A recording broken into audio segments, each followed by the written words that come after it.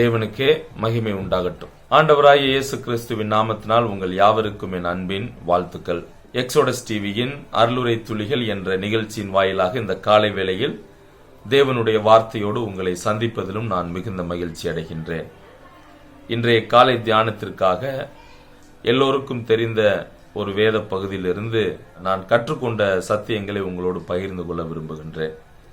அப்போஸ்தலனாகிய பவுல் தெசலோனிக்கருக்கு எழுதின முதலாவது நிருபம் 1ஆம் அதிகாரத்திலிருந்து ஒரு கிறிஸ்தவர் அல்லது விசுவாசி என்ற நிலையில் எத்தகைய பண்புகளுடன் அல்லது எப்படிப்பட்டவர்களாக வாழ வேண்டும் என்பதை உங்களோடு நான் பகிர்ந்து கொள்ள விரும்புகின்றேன். எல்லோரும் நீங்கள் அந்த அப்போஸ்தலனாகிய பவுல் தெசலோனிக்கருக்கு எழுதின முதலாவது நிருபம் 1ஆம் அதிகாரத்தை நீங்கள் எடுத்துக்கொள்ளலாம். நான் முன்பே சொன்னபடி இது எல்லோருக்கும் தெரிந்த ஒரு வேத பகுதி தான். சரி, இந்த தெசலோனிக்கே சபை பவுலினால் ஆரம்பிக்கப்பட்டதை நாம் பார்க்க முடியும். பவுலினுடைய 2வது மிஷனரி பயணத்தின் போது இந்த சபை உருவாக்கம் அடைந்தது அல்லது இந்த சபை நிறுவப்பட்டது. இந்த சபையானது ஆண்டவராய் இயேசு கிறிஸ்துவினுடைய வருகையை எதிர்நோக்கி காத்திருந்த சபையாக இயேசு கிறிஸ்துவின் 2ஆம் வருகையை குறித்து மிக தெளிவாக போதிக்கக்கூடிய ஒரு நிருபமாக இது இருக்கிறது. இந்த நிருபத்தை நான் வாசித்தால் இதில் பவுலினுடைய அந்த உற்சாக மூட்டுதல் அதிகமான காரியங்கள் இருக்கிறது.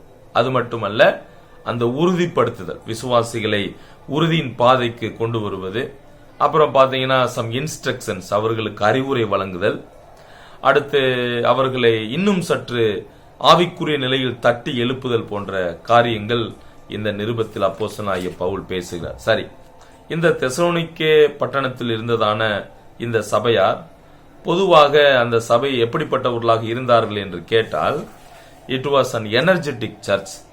மிகவும் ஒரு ஆவல் உள்ள, ஒரு ஆர்வம் உள்ள ஒரு சபையாக அது இருந்தது. அவர்கள் தேவனால் தெரிந்து கொள்ளப்பட்டவர்களாக இருந்தார்கள். மற்றவர்களுக்கு முன் உதாரணமாக, எக்ஸாம்பிளரி சர்ச், முன் உதாரணமான சபையாக இருந்தாங்க. They had enthusiasm, expectations of God. So தேவனுடைய வருகைக்காக நல்ல ஆர்வம் உள்ளவர்களாக, அவருக்காக பொறுமை உள்ளவர்களாக, அன்பை வெளிப்படுத்தக்கூடியவர்களாக இந்த சபையார் வாழ்ந்தார்கள். சரி, சோ இவர்கள் வாழ்ந்த இந்த வாழ்க்கை இன்றைக்கு உங்களுக்கும் எனக்கும் நல்ல முன் உதாரணமாக இருக்கிறது. எனவேதான் இன்றைக்கு தெசலோனிக்கே பட்டணத்தில் இருக்கிற சபையில் இருக்கக்கூடிய விசுவாசிகள் எப்படிப்பட்டவர்களாக இருக்கிறார்கள் என்பதை நாம் அறியும் போது நீங்களும் நானும் அப்படிப்பட்டவர்களாக இருக்க வேண்டும் என்பதற்கு நமக்கு உற்சாகமூட்டக்கூடியதாக இருக்கிறது. சரி, ஒரு கிறிஸ்தவ விசுவாசி எத்தகைய பண்புகளுடன் நாம் வாழ வேண்டும் என்பதற்கு இந்த சபையார், இந்த முதல் அதிகாரம் நல்ல ஒரு உதாரணம். முதலாவது, ஒரு கிறிஸ்தவர் அல்லது விசுவாசி எத்தகைய பண்புடன் விளங்க வேண்டும்? ஒன்று, விசுவாச கிரியைகளை உடையவராக இருக்க வேண்டும். அதை வசனம் 2 நாம் பார்க்கலாம். வசனம் 2 ஒரு விசுவாசி எத்தகைய பண்புகளுடன் இருக்க வேண்டும்? விசுவாச கிரியைகளை உடையவர்களாக அவர்கள் இருக்க வேண்டும். இந்த வசனத்தை தவறாக நாம் எடுத்துக்கொள்ளக்கூடாது. விசுவாச கிரியை என்று சொன்னால், ஒரு மனிதர் ரட்சிக்கப்படுவதற்கு கிரியைகள் அவசியமில்லை. ஆனால் ரட்சிக்கப்பட்டவர்கள் கிரியை செய்ய வேண்டும். அப்போ ரட்சிக்கப்படுவதற்கு கிரியைகள் அவசியமில்லை.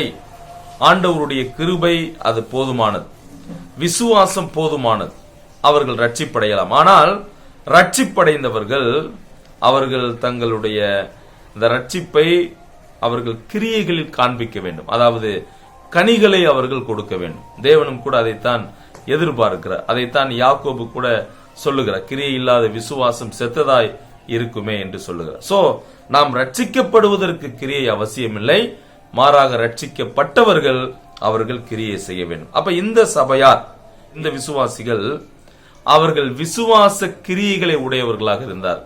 அதற்கு ஆதாரம் இருக்கிறதா என்று கேட்டால் நிச்சயமாக இருக்கிறது. வசனம் 9 அதில் நாம் பார்த்தால், வாசிக்கிறேன், கவனியுங்கள். ஏனெனில் அவர்கள் தாமே எங்களை குறித்து உங்களிடத்தில் நாங்கள் அடைந்த பிரவேசம் என்னதென்பதையும், ஜீவனுள்ள மெய்யான தேவனுக்கு ஊழியம் செய்வதற்கு நீங்கள் விக்கிரகங்களை விட்டு தேவனிடத்திற்கு மனம் திரும்பியதையும், அதுதான் அவருடைய விசுவாசத்தின் கிரியை. இயேசு கிறிஸ்துவே தேவன் என்று அவர்கள் ஏற்றுக்கொண்ட போது அவர்கள் விக்கிரகங்களை விட்டு மனம் திரும்பினார்கள். சோ விசுவாசத்தின் கிரியை உடையவர்களாக அவர்கள் வாழ்ந்தார்கள். இரண்டாவது, அவர்கள் அன்பில் பிரயாசப்படுபவர்கள். அன்புக்கு பிரயாசம் உண்டு. அதே வசனத்தில் நான் பார்க்கலாம். அவருடைய அன்பின் பிரயாசம் என்ன? ஜீவனுள்ள மெய்யான தேவனுக்கு எந்த விதத்திலாகிலும் எப்படியாகிலும் ஊழியம் செய்ய வேண்டும் என்று நினைத்தார். அதுதான் அவருடைய அன்பின் பிரயாசம். ஆம் பிரியமானவர்களே, அந்த அன்பினுடைய பிரயாசம் நம்மை நெருக்கி ஏவ வேண்டும்.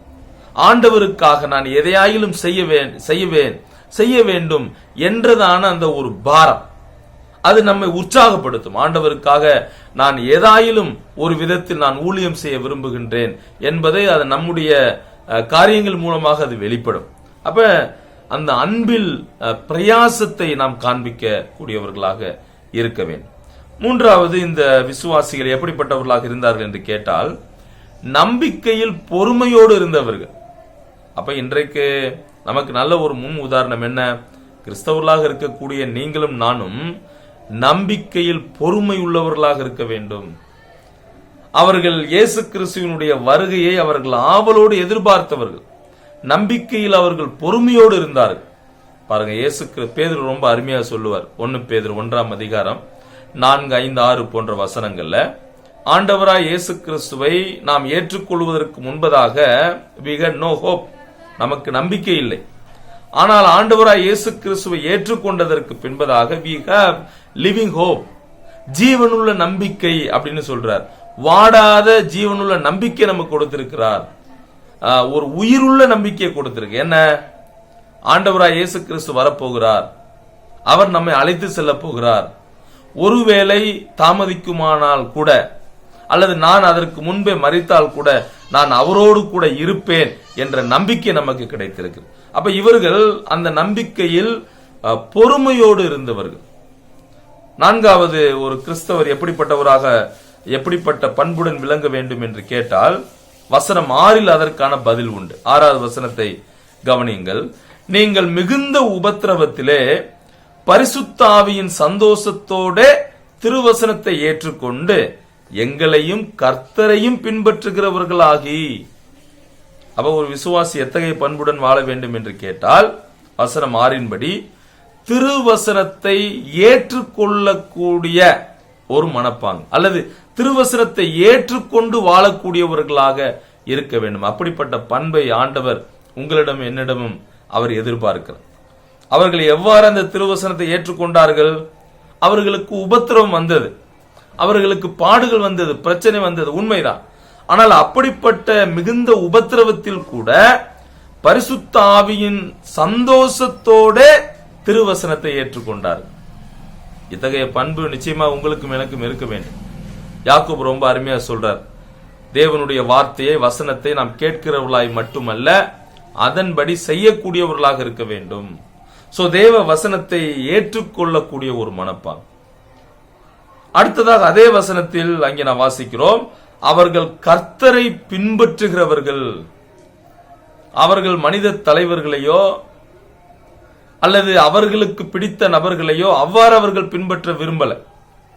அவர்கள் உண்மையான மெய்யான தேவனை, கர்த்தரை அவர்கள் பின்பற்ற விரும்பினார்கள். அப்படிப்பட்ட ஒரு பண்பு உங்களுக்கும் எனக்கும் இருக்க வேண்டும். ஏனென்றால் இன்றைக்கு அநேக மனிதர்களை நாடுகிறதை நான் பார்க்கிறோம்.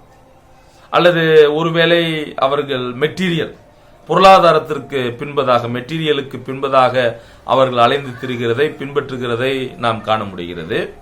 அவர்களுக்கென்று சில தலைவர்களை வைத்துக் கொள்ளுகிறார்கள்.